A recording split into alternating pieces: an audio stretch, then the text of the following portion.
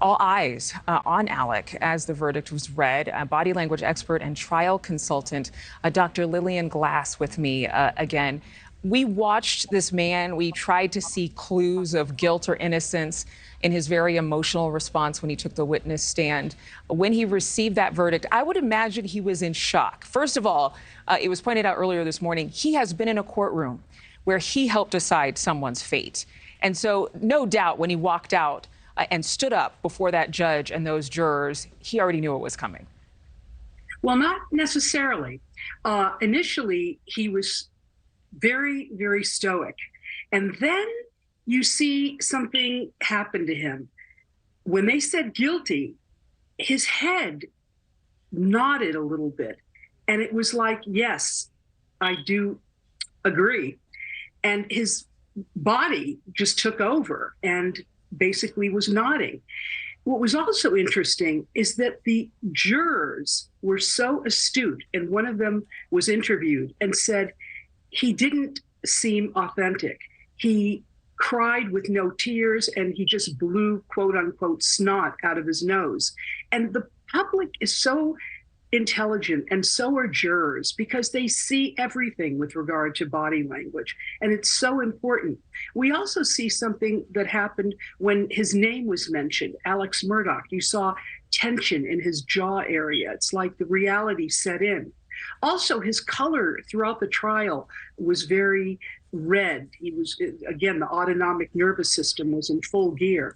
But here he seemed a little calm. His coloring was even, it wasn't as red, and that tells you a lot. So all of the aspects, when you look at his body language, it tells you volumes about what was going on in his head.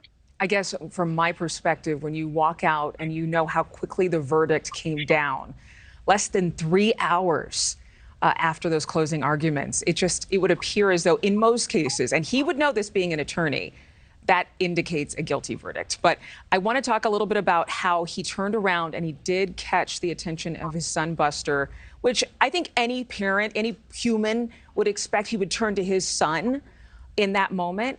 What did you read from that body language? I would think he was very ashamed, very embarrassed.